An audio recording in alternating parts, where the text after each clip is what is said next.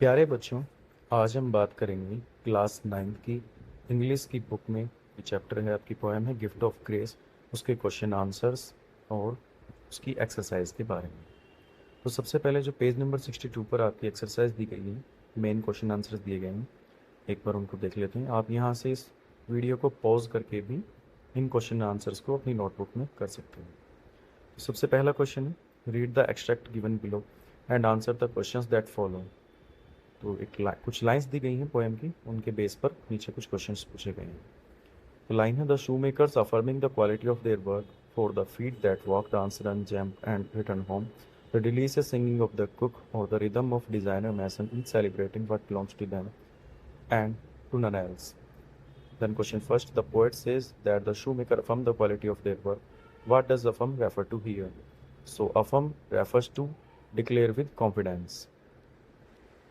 Question number 2 says, what do quality shoes help with according to the poet?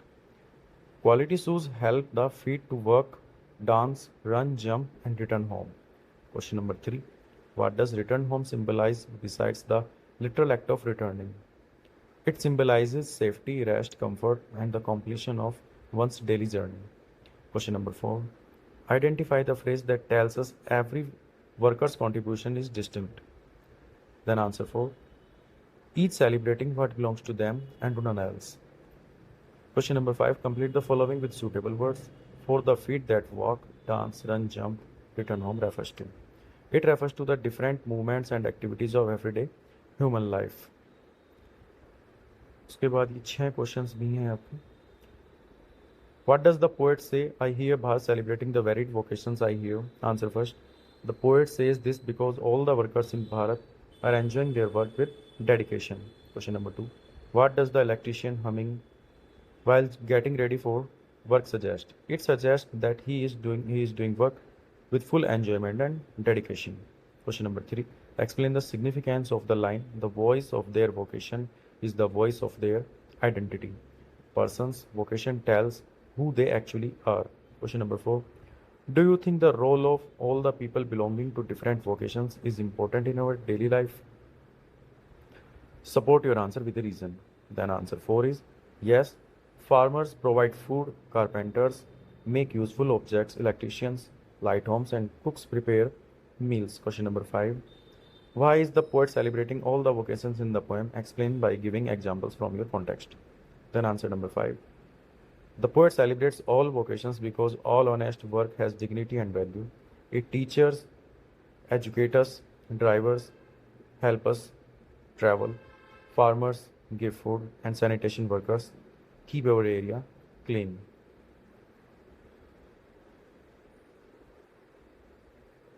Question number 6. How does the poet use sensory imagery to bring out the beauty of everyday work? या sensory imagery एक figure of speech की बात की गई है. Then answer number 6. The poet uses visual imagery such as colors and myriad hues, auditory imagery such as lutes, humming and singing. इसके अलावा आपकी एक्सरसाइज जो बुक के अंदर दी गई है, जो सबसे शुरुआत में दिए गए हैं क्वेश्चन, उनके आंसर देख लेते हैं. कुछ रिडल्स यहाँ पर दी गई हैं, जैसे कि फर्स्ट रिडल है, in furrows deep secrets I sow as time passes I watch them grow who am I, then I am a farmer, जो कि अपने बीजों को खेतों में बोता है और फिर देखता है कि अपनी फसल को बढ़ते हुए देखता है. सेकंड है, from wheel to kiln my skill is born step by step an art take form. Potter कहते हैं जो मिट्टी के बर्तन बनाता है, उसे कहते हैं. वो एक चक्के के ऊपर मिट्टी को रख करके, गीली मिट्टी को रख करके उससे बर्तन बनाता है या अलग अलग चीज़ें बनाता है. थर्ड है, I lay foundations brick by brick to build a house it's me you pick. ईंटों से ईंट मिला करके एक घर बनाता है, उसे मैसन कहते हैं, एक राजमिस्त्री कहते हैं. फोर्थ है, I work with pots pans and spice creating dishes that taste so nice. बहुत ही अच्छा खाना बनाने वाले को कुक या शेफ कहते हैं. इसी में सेकंड क्वेश्चन है कि what is the role and relevance of the people you identified in the riddles. जिन लोगों को आपने ऊपर रिडल्स में देखा, उनका क्या सिग्निफिकेंस है आपके लाइफ में. Then we can say farmers grow food and support life. Second, potters make useful clay items such as pots and vessels. Third है, masons build houses and other structures. Then fourth, cooks prepare food and nourish people. All of them contribute to society through skill, labor and service. उसके बाद check your understanding के अंदर कुछ true and false हैं, इनको भी आप अपनी नोटबुक में यहाँ पर वीडियो पॉज करके आराम से कर सकते हैं. सबसे पहला ट्रू एंड फॉल्स है, the poem highlights the skilled workers of the craft person, yes it is true. The poet says that musicians express emotions through their instruments, yes it is true. The carpenter in the poem are admired for their logical work, no they are not admired for their logical work, but they were admired for their mathematical precision. So it is false. The electricians in the poem are recognized for their crucial role in lighting up lives. Yes, true.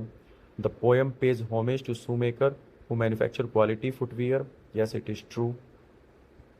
The poem celebrates the patriotism of people of Bharat. No, they are not celebrating the patriotism, but they are celebrating their craftsmanship and hard work. So it is false. The poet feels that each vocation deserves to be respected. Yes, it is true. इसके बाद में नीचे कुछ questions दिए गए हैं. Rhyme scheme and लाइनेशन पूछी गई है इसकी. तो इसमें कोई भी राइम स्कीम को फॉलो नहीं किया गया है, एक फ्री वर्स की पोएम है.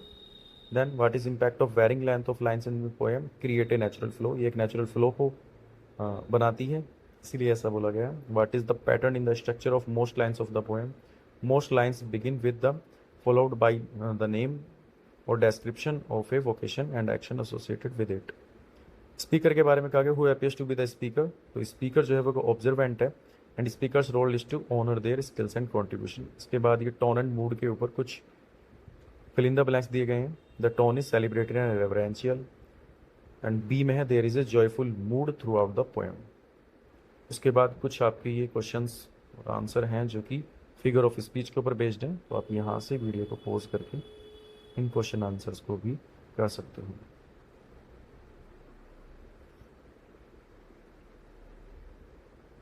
ये वही क्वेश्चन आंसर है जो हमने सबसे पहले देखे थे.